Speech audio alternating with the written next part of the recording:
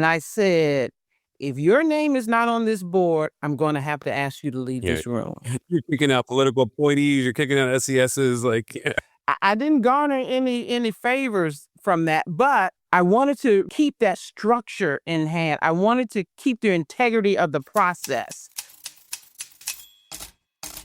Welcome to the Optimize Podcast, brought to you by VisibleThread.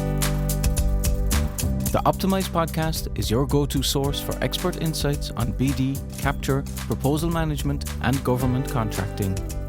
Each series is hosted by an expert in the field, bringing their unique experience and strategies to every episode. We're excited to kick off Series 4 with our new host, Chris Hamm. Chris is the CEO of Fin Acquisitions and former senior executive at GSA's Assisted Acquisition Services, where he oversaw $75 billion in contracts. Now he's bringing that insight to the podcast, exploring the strategies and future of federal contracting. If you enjoyed this episode, please subscribe on wherever you are listening. Now let's join Chris on this episode. Greetings, everybody. Welcome back to the Optimize Podcast by VisibleThread. I'm your winter host, Chris Hamm. Today, I am delighted to be joined by Lisa Grant. Lisa Grant has had an incredible career across a variety of different parts of the federal landscape. We're going to go through a bunch of them here in a little bit. But first, just welcome, Lisa. It's good to see you again.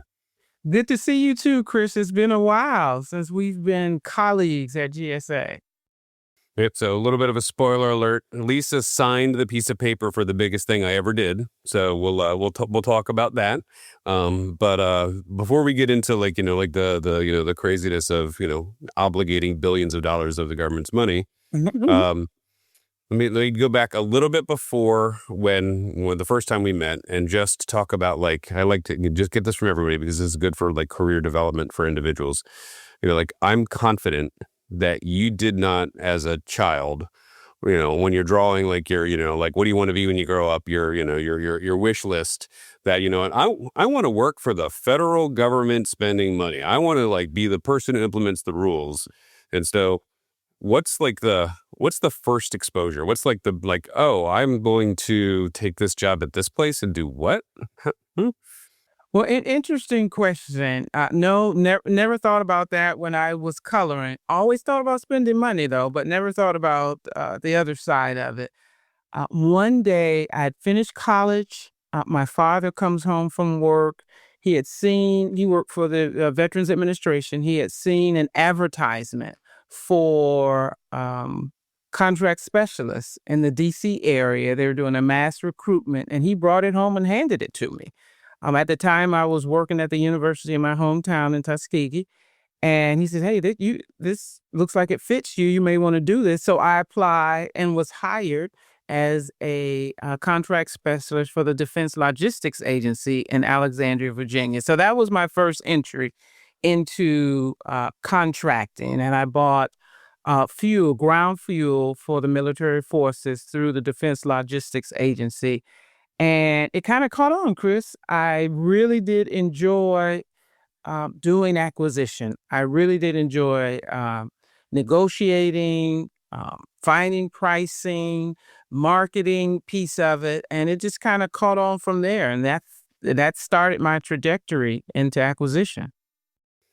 So you mentioned the enjoying the buying part of it. For me, it was, I loved the deal. I wanted to get the best company, but I wanted to get the best price too. So finding where those two things fit, it's oh wait, I get to decide, which company's going to do the thing. They're that part is early in your career is, you're in your 20s and you're I get to spend $200 million on this thing. It's great. Right. And I think that's key, Chris, because the key to any successful acquisition is the market research piece of it. And that's where you find the companies and you find the deals and you find who's in the marketplace, who has done what you're looking to buy, the services you're looking to purchase, the items you're looking to purchase. And I really enjoyed that market research piece of it because I think that's the foundation of any good procurement. And so let's dig into that, because I know you've done that in different places, and whether or not there's any sort of idiosyncrasies here. So DLA, INSCOM, all DoD kind of things, now Department of War. Mhm. What was acquisition planning? What was market research? What was the way in which it worked initially, like when you were first doing it? So when I first started, um, it was fairly simple. It was all fixed price. It was all fuels. We were buying ground fuels for various service entities and companies who provided those services. The Amicos, the Shells, whatever, would send us in. We would advertise. They would send us in pricing, and whoever had the lowest price uh, would get the contract to provide that fuel. So it was when I think about all that I've done through my career, that probably was the easiest portion of it. Fixed price, you send it in. I got 3 quotes or 4 quotes. Whoever's pricing is lowest, then that's where the pricing was going. I left DLA just when the new simplified acquisition commercial items piece came into the FAR because I wanted to learn that. And that really was not, we were really not doing that at DLA. And so throughout my career, as we talk, you'll see I moved and shifted to hone my skills and to learn something new. So I left DLA and went to the Marshal Service, where I bought court security services. And so now I've moved out of the fixed price arena. I'm into the cost arena now. So I am buying services using cost measures versus the fixed price, which was extremely interesting. And it helped me learn how to purchase using cost versus fixed price. So you're buying with a different market space there, like like the companies that are. So the interaction with them, is it different? I mean, like fixed price and commodity stuff, like it's just like the written thing. Are Right. you suddenly having like industry days? Are you like having meetings with industry? Like how do you figure out who does that? Well, exactly what you just said. We're having industry days. We are doing extensive market research to see who in the market can provide those sort of court security services. I was also buying equipment for U.S. Marshals. So we're buying Glocks. We're buying all sorts of magnetometers and whatnot for the Marshal Service. So I'm in the market now. I'm doing industry days. I'm writing extensive acquisition plans. I'm writing extensive source selection plans. I'm creating a technical evaluation teams. I didn't have that at DLA. We're doing fixed price. We didn't need that. So I'm developing and learning source selection in that arena. I did a lot of visiting to courts around the U.S. to just visualize what I was purchasing and to see what the contractors were doing and see how we could improve in those services to ensure that those courts were secure at the level we needed them to be secure. So a couple of years at DLA, sometime at Marshalls, jump again. I jump again. I jump to U.S. Army Intelligence and Security Command. Again, another intentional jump, wanting to expand my skills again and wanting to learn more in the classroom for acquisition. DoD was known for training their acquisition professionals. And I wanted to get back so that I could learn in the classroom and then take what I learned in the classroom to practice and do what we as acquisition professionals call walk the floor with it, be in operations with it. And so I shifted over to the U.S. Army Intelligence and Security Command in July of 2001. Yep. So intelligence probably changed a tad after 2001 at INSCOM. Well, interesting. I came in July 2001, certainly September 2001. the planes hit the World Trade Center and the Pentagon, right?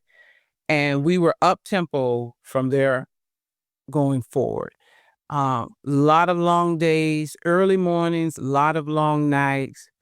But it gave me a better appreciation of the need for acquisition and the support of the warfighter. The warfighter could not have gotten it done without the up tempo of the acquisition workforce.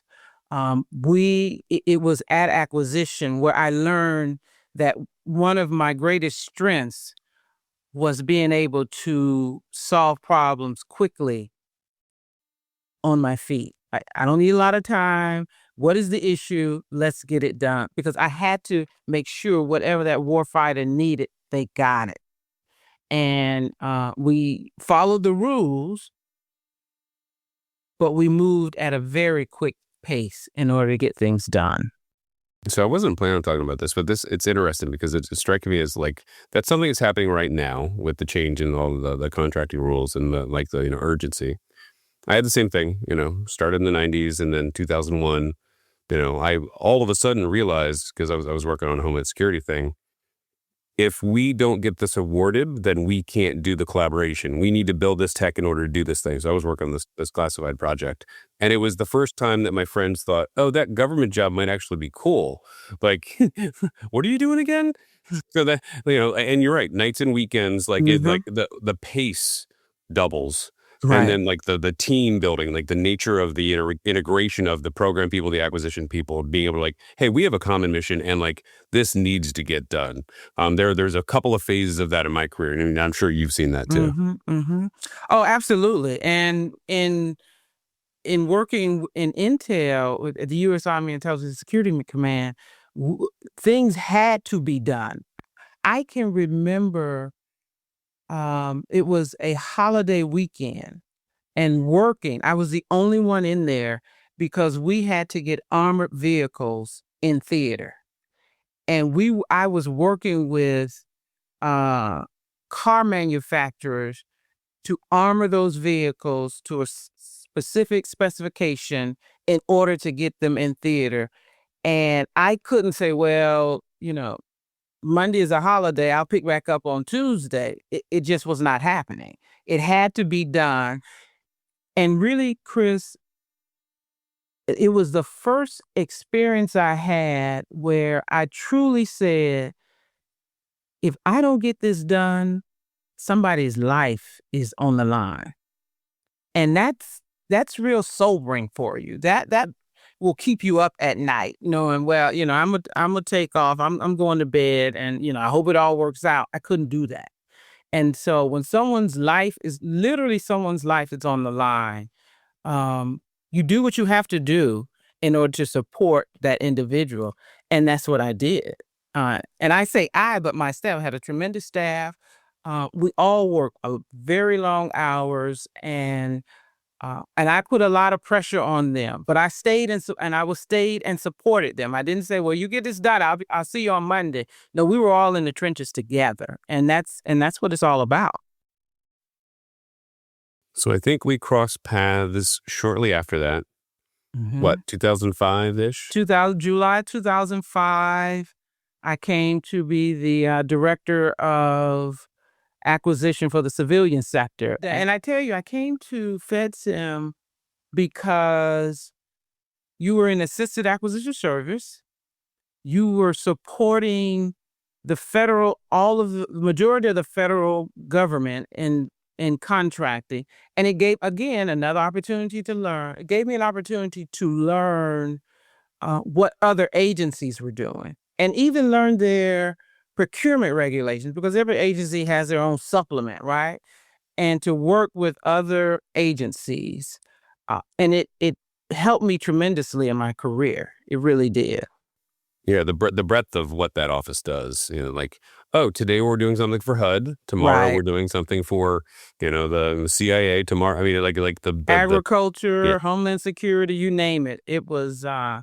It was a very impressive portfolio and a trusted agent to those federal agencies. They trusted a FedSam, an assisted acquisition service, to get the job done, and we got it done. All right, so the seminal experience for me, the thing that we both got pulled into was the St. Elizabeth's construction project. Yes. And that I was dragged into it. Let me be very clear about that. Yeah, because I was no longer in FedSim when they came and got me. Anybody who's listening to this podcast and who's watching it, I was the deputy and Lisa was the boss of a whole other part of GSA, and something went so south that they're like, "We're gonna pull you back in and fix it."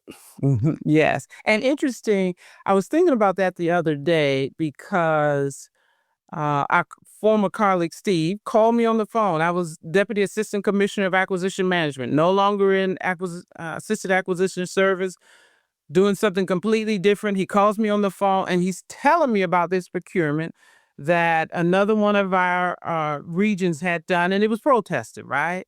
And he's walking me through and he's asking questions, and I'm, giving him some insight. Oh, I'm not sure I would have done that, but I would have done this and that. And at the end, finally, I said, "Why are you telling me all of this?" So, well, FedSim's taking it over, and I told them, we need to get Lisa back to do this. And I'm like, what? I'm not coming back to do. But then again, I did come. They dragged me back, literally dragged me back, because I tried to find somebody else to do it. But the thing that made me say, okay, or convinced me to do it, was when the director, I guess he was Steve Kemp. What was his position then? He was the class commissioner. He was the commissioner at that time. He was the commissioner, right? He called me and said, "Lisa, I can't trust anybody to get this done but you." And when he said that to me, I said, "I got you, Steve. I'm going to get this done for you." And that started our development of that procurement for St. Elizabeth. So this is we're in the major leagues now. We're talking, where the headquarters of the Department of Homeland Security is going to be. We're talking Congress involvement. We're having, political appointee from GSA, political appointee from DHS, like briefing executive level, on billion-dollar decisions. How do you remain independent? I'm the guy helping to pick whichever company's going to win, but you're the person signing it. How do you keep all the drama above away from the actual process?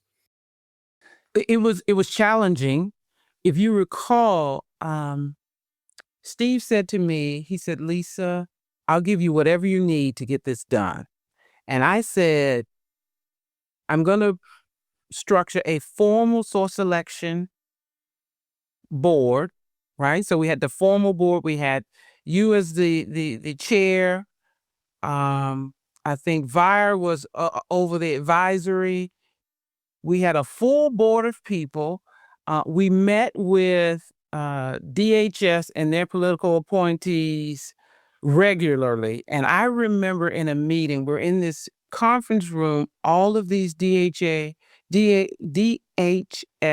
political appointees, SESs in the room, senior officials on the phone who had dialed in, and they were nervous that this is $1 billion+ We're going to get a protest. And I said, there will not be a protest. And I'd never forget them saying, "No, it will." I said, "It won't be a protest because we're going to structure this the right way."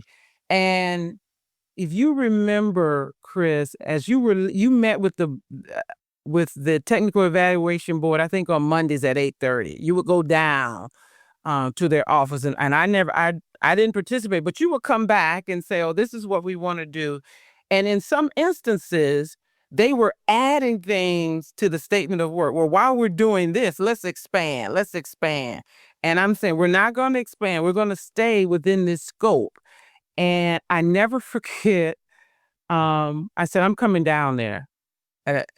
When you meet with them at 8:30, in NCR, I'm coming to the meeting." And I walked through the door, and one of the people from DHS says, "Oh, the principal is here now." I never forgot him saying that to me. But in order to keep all of the noise, I had to follow that structure to the letter. And unless I did that, that we would have expanded that scope and expanded that scope. And I just was not going to let that happen. And so we stayed very structured in that process. One of the other things I did too was because there were so many eyes on it, I intentionally brought in more eyes. So I leveraged some relationships I had with DCAA and had them looking at the pricing structure. Every 2 weeks, I brought in the IG and briefed them on what I was doing because they were watching too. So my thought process was, if you're traveling this road with me all along, at the end, I don't expect you to say I made a wrong turn because you were there with me. And so I briefed them all along the way. Every couple of weeks, I was sitting down with the IG saying, hey, this is what we're doing now. Because this is a lot, you're talking $1 billion+ dollars. This is a lot of money. This has got a lot of eyes on it, truth be told, if it didn't go right, some people could lose a job or two. And so we had to stay very structured, and bringing in DCAA and bringing in the IG along the way really helped in that process. Now, there were a couple of times where people who were not a part of that source selection structure wanted to interject something, but I pushed those back and said, no, unless your name is on this board, you're not a part of this structure. It took a lot of gall to do that because a lot of these people really outranked me, but I had the power of the pen, and I was not going to sign anything that I didn't follow that right structure. So I'm glad you went there, because this is the art of being the worded contracting officer, or the art of actually being effective in doing large acquisition. So let me break it down in terms of simplistic terms. The source selection board, the technical evaluation board, you had identified the key stakeholders across the majority of GSA. Mm-hmm. And then also on the source selection panel, the majority of the stakeholders for DHS. So if a company were to challenge it, they wouldn't just be poking at our old office. They would be also poking at two major agencies that had major leverage over the majority of their acquisitions. Right. So I just go into this class. We're just talking about stakeholder management, and we're doing those stand-up meetings. Effective large acquisition to do a single award, not multiple award, not vehicle creation, but pick a winner, is incredibly hard because you're doing what you just described, but you're not letting the top level people exert preference. They can't, because they weren't part of it. So Right. Briefing, informing, but then controlling, that is a really hard thing to execute well. Very hard to do. And in that acquisition, that was probably one of the hardest ones because there were so many eyes on it. There was so much interest on it. There were a lot of dollars at hand. A lot of senior officials wanted to know what was going on. And to keep them out of the process was extremely difficult. And I remember when we were briefing, we were at the point to briefing the source selection advisory board on who the apparent winner would be. We were at DHS. We were all coming into this room, and then all of these people start piling in. Do you remember that? All of these people start coming in, and I was like, who are these people? Well, people who were part of the advisory board, which were primarily from DHS, were saying, hey, we're getting ready to find out who this apparent went. And they were inviting people in to see, to hear this briefing. And I had invited the attorney was in there with us. And so we had a PowerPoint presentation, which kind of walked through the entire process. And if you remember, I put up the entire source selection structure, position and name. And I said, if your name is not on this board, I'm going to have to ask you to leave this room. Yeah. And that, You're do you kicking remember out that? political appointees, you're kicking out SESs, And it was not, I didn't garner any favors from that, but I remained I wanted to keep that structure in hand. I wanted to keep the integrity of the process. And so when I put that PowerPoint up and said, if your name's not on this board, you're going to have to leave. And people got up and walked out. They weren't happy, but they did get up and they walked out.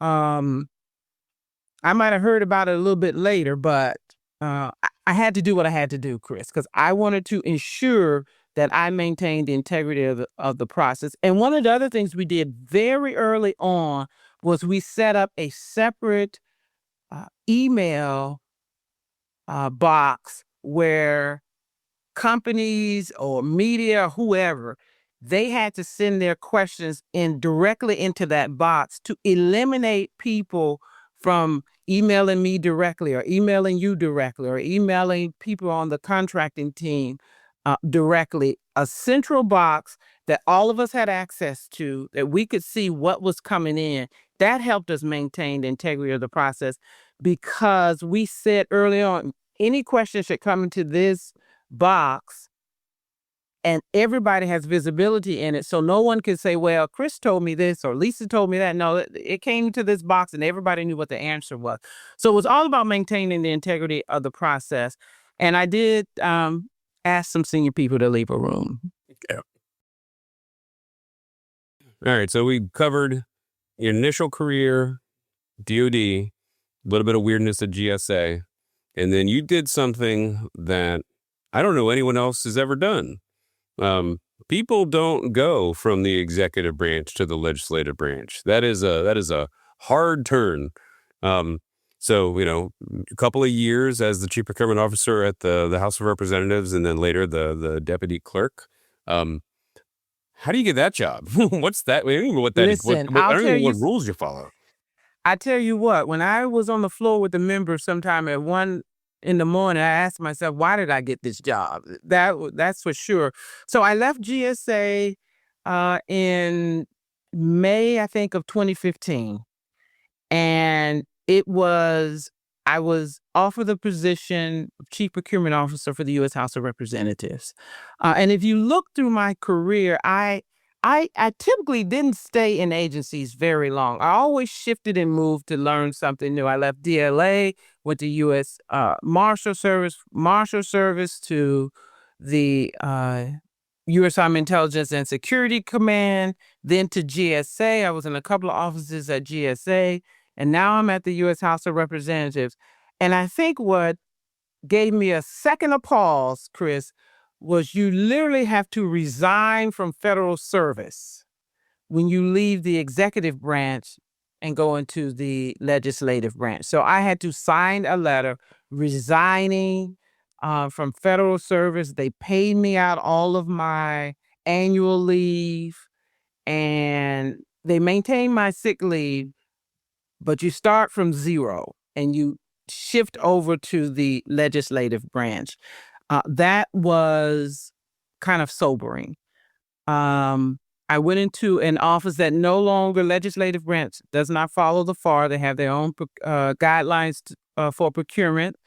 So I was in a whole nother arena, and I had a learning curve only because I was so used to following the FAR and the FAR supplements, following the DFARs and the DFAR supplements. And now here I am in the legislative branch, and I have probably a document that's maybe 40 pages that describes how they do procurement.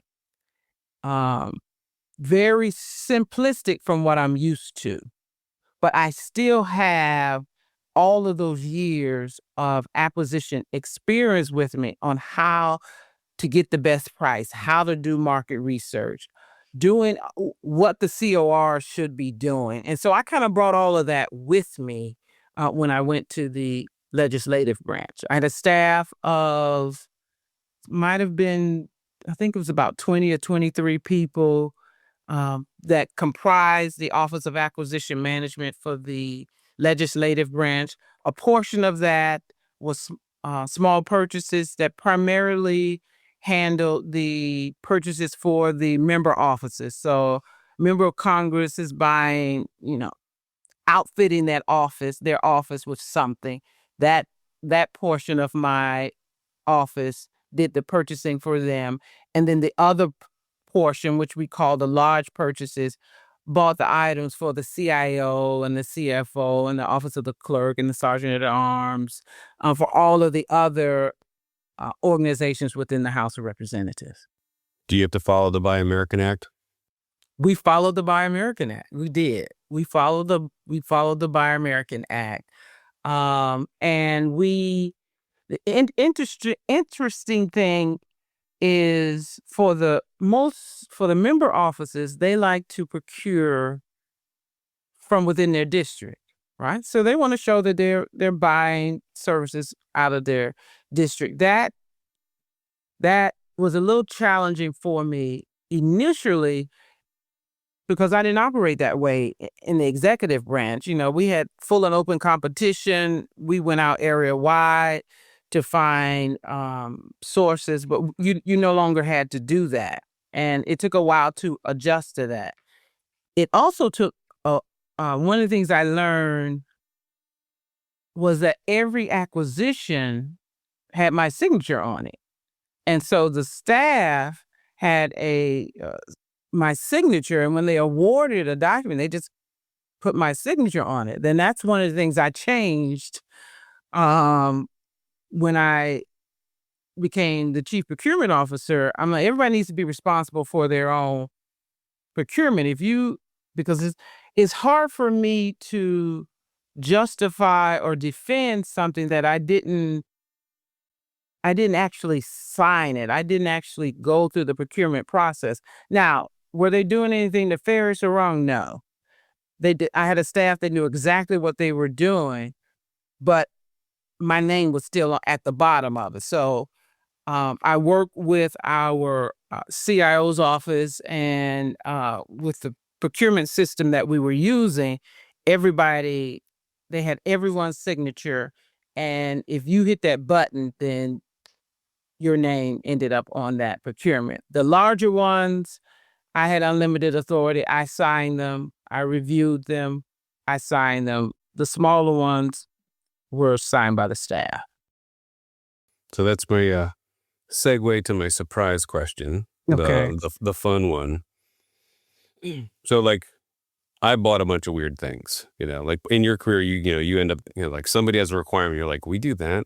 Mm-hmm. I asked this one to Soraya the other day and she knocked my socks off. And so now it's a contest. What's the most surprising or weirdest thing you've ever had to buy? You already said you bought Glocks before, so that's, but people buy weapons for the military. What's the weirdest thing that came across your desk and I can't believe that I'm gonna put my name on buying this thing? Oh, that's an interesting question. I have to think about that for a minute, Chris. Let me see. So I bought Glocks. I've bought playground equipment. I don't know if I've ever bought anything that I bought gators, the driving gators, cars. I bought for the clerk's office. We have a little mobile car that kind of looks like a Pope mobile. I bought that. That was an interesting procurement, and we called it the Pope mobile because it really does look like a Pope mobile that we use to transport different things around campus. So that's kind of a weird item. I'd have to really, really go back and think after 34 years of procurement, anything weirder than those that I named. I mean, one of the things that I could give you 7 different examples, but I had an ODC on a contract for the JIDO office, the IED office that we created after some of the problems that we're having in Iraq. I bought an incredible amount of kitty litter. kitty litter is one of the things that you use in the improvised explosive device office whenever you're setting up the training for cleaning up after you blow up the car at whatever military base that you're at. Oh, wow. Oh, interesting. Yeah. That's So, interesting. there's always the random thing, like we Mhm. do what? Right, Yeah. right. Oh, you want what? Oh, wow. Yeah. Yeah, sure. All right. So the theme of your career has been, master something, move on. Master something, move on. There's an itch that says, like, you Mhm. know what? It's, I've been here a couple of years. I'm going to go. Mhm. Um, not everybody has that. I imagine that is one of the things that you mentor people on. Right. So when like my first question is for like just you professionally, whenever you leave your comfort zone, you leave spot A to go to spot B, and you're trying to establish your credibility in your network. Like what's your, like you show up at a new place and like they clearly hired you for a reason, but you don't know these people. Mhm. Like, how do you do it? Because that's the thing that stops people from doing the move. So I when I retired early part of this year, I kind of thought about that a lot. I After I left uh INSCOM, every organization I went in to run as an acquisition director of acquisition, I came in from the outside. And so that's very difficult to do because there's already a culture within an organization. And now here comes a new person. It was challenging. It really was challenging at FedSim because that was a cohesive acquisition group. And here I am coming in from the outside. I didn't know anyone in FedSim. And so you have to come in and develop trust among the staff.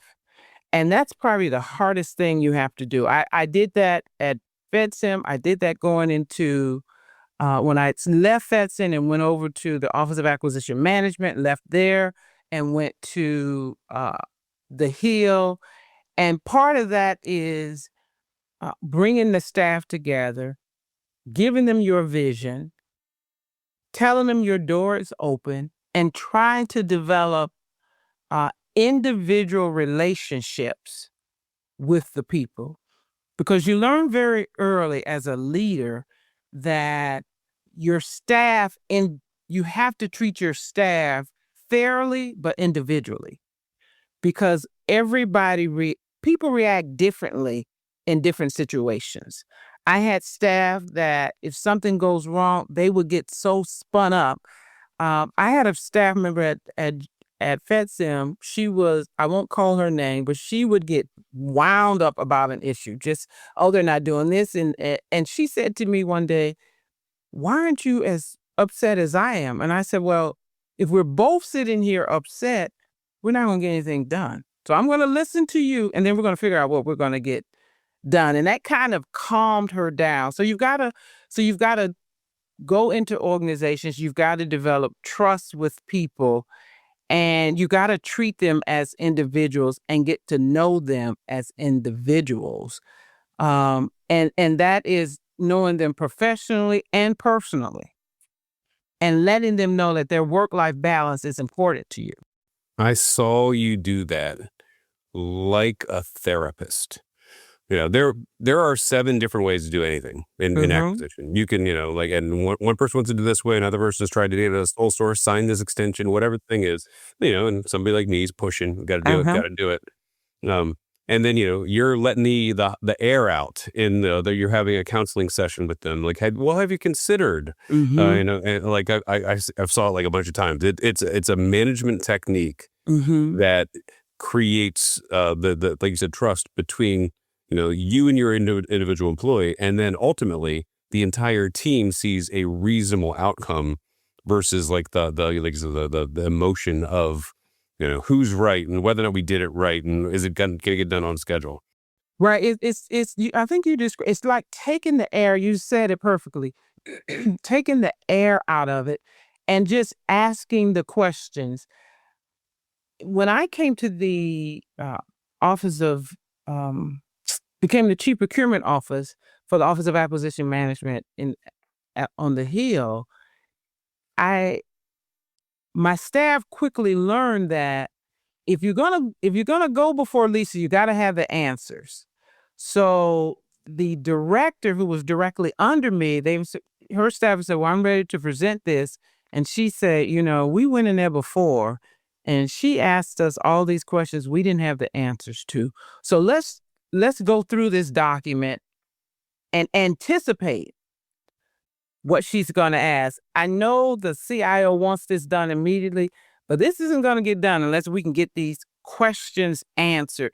And so it became, it's interesting you say a therapy session. That's funny. But it became a back and forth discussion in my office on what the best solution was, and it lowered the temperature.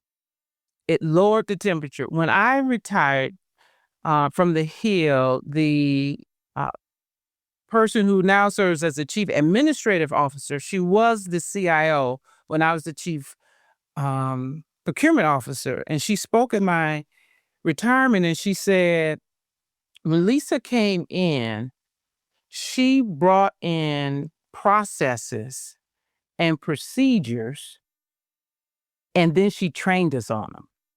She didn't just say, "Here, do this."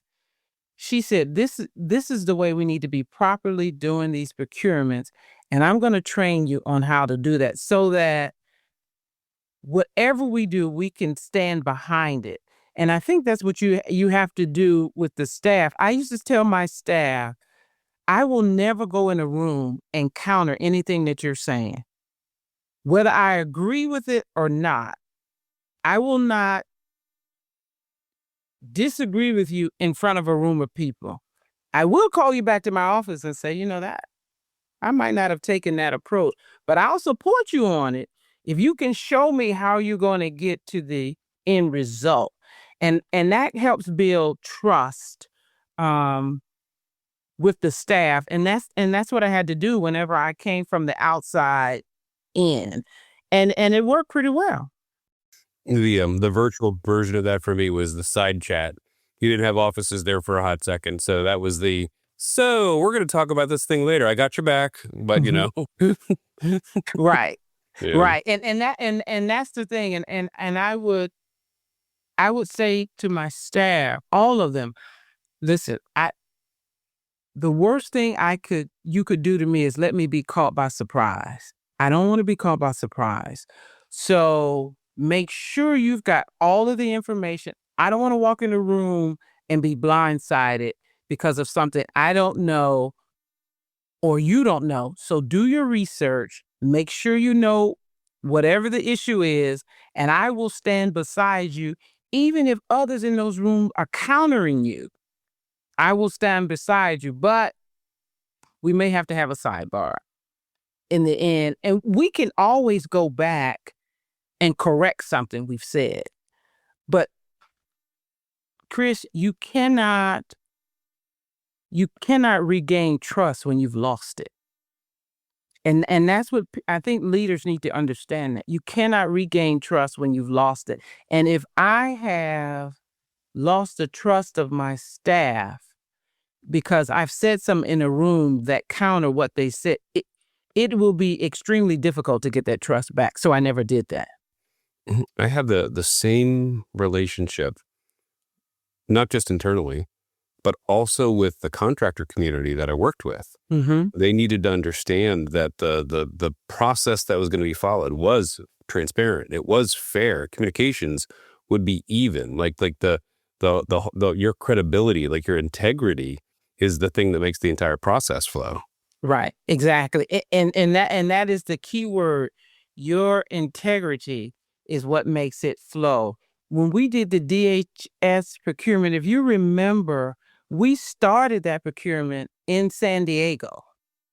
We flew out to San Diego because there was a meeting of contractors out there, and we went out to present, hey, this is upcoming. This is what we're going to do. This is the process we're going to follow. And we took questions.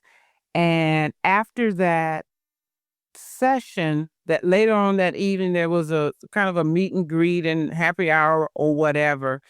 And several companies after that meeting said, hey, we'll see you at, meet and greet. We've got some more questions.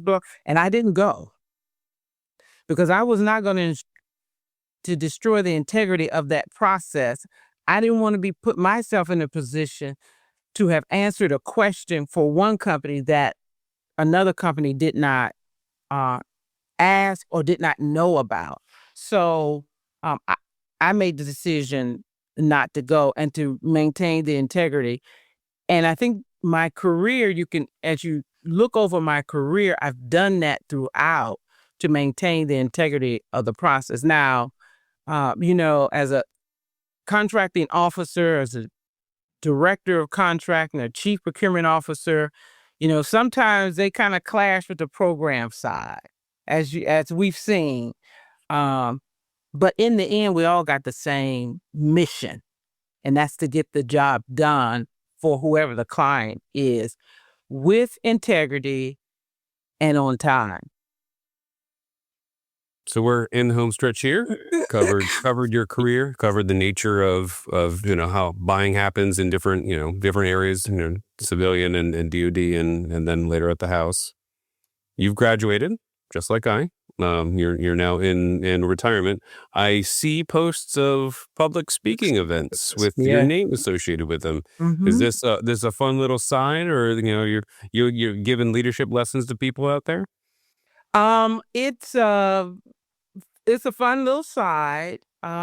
So when I left, let me backtrack.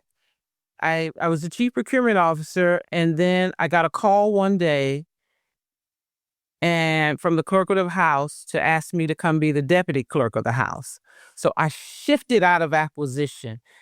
It was not an easy thing to do, Chris, because I had spent 34 years in acquisition. I'm passionate about it. I love acquisition. I was good at what I was doing. And honestly, I planned to just retire in that spot. But I was asked to come be the deputy clerk for the U.S. House of Representatives. So I moved, and now I have an office in the Capitol. And I'm on the floor with the members every day. I would see your picture standing there holding something, and I'm like, I don't even know what that is. That looks important, but I'm glad that's not me. What when you say you were the deputy clerk, what does that mean? Well, I asked that question a lot of times myself, Chris. So the clerk's office really is responsible for the legislative part. Their primary responsibility is that legislative part of the House. When bills are written, they come first to the clerk's office to start them in the process of flowing through the legislative process. So what I did on a daily basis, I would say day in the life of the deputy clerk, I was on the floor every time there were votes. We're responsible for the integrity of the votes. If you look at C-SPAN, you'll see members voting. They have a voting card. We're responsible to ensure that voting process, the integrity of that voting process, is maintained. We receive bills into the bill clerk on the floor. We're there to answer any questions that are related to some legislative process. It was my day probably, it started maybe about at 9:00. House comes in session. Whenever the votes are called, I'm headed to the floor. The votes are called at 3:00. I'm on the floor at 3:00. They're called at 10:00 in the evening. I'm on the floor at 10:00 just to ensure the integrity of the process. So it's a very visible position because you're seeing a lot of people saw me seated in front of the president for the State of the Union. One of my responsibilities was, or one of the things we did in the clerk, we took the bills to the White House. So I've delivered bills to the White House for the president's signature. So it was an interesting job to be, very, very interesting. one of the things that the clerk did when I came on board was she rolled acquisition, the clerk's acquisition underneath me because I came in as I came in from being the chief procurement officer. So I kind of oversaw the acquisition for the clerk's office as well. There are 200 plus employees in the clerk's office, and they play a pivotal role in the legislative process for the U.S. House of Representatives. So it was interesting. I had a lot of procurement colleagues ask that same question. How did you get that job? How did you transition into that job? But Chris, it took business acumen. It took problem solving. It took working well with others. All of those things you use in the acquisition world in order to do that job. So then, after doing it for 3 years, I decided it's time to retire. I had planned to retire at the end of 23 and stayed through 24 to manage the transition from the 118th Congress to the 119th Congress.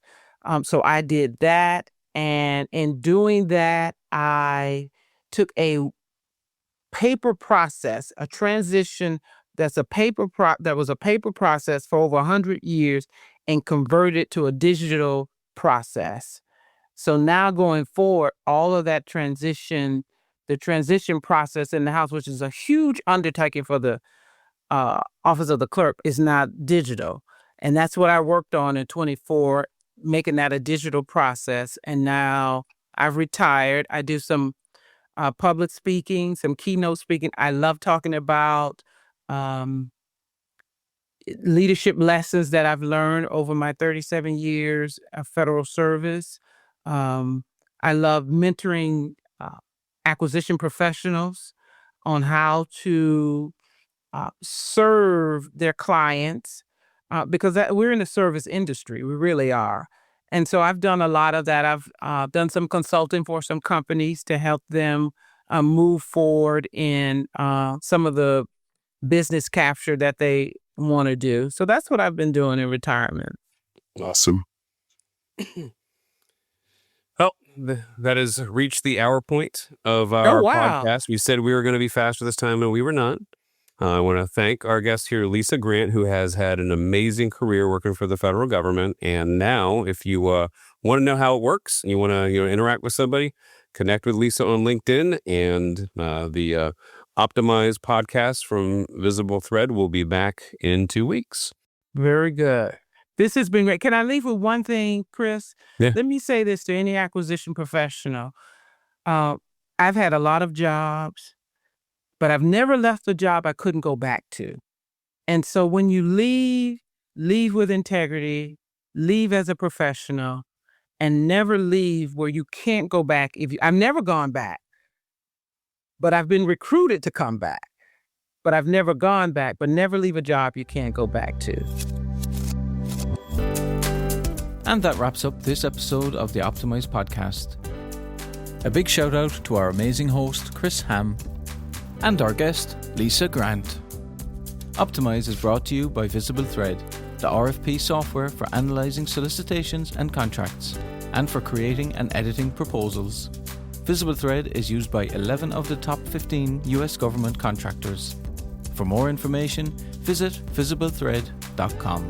If you enjoyed today's episode, please subscribe, rate, and review us wherever you are listening. Stay tuned for more insightful discussions on the Optimized podcast.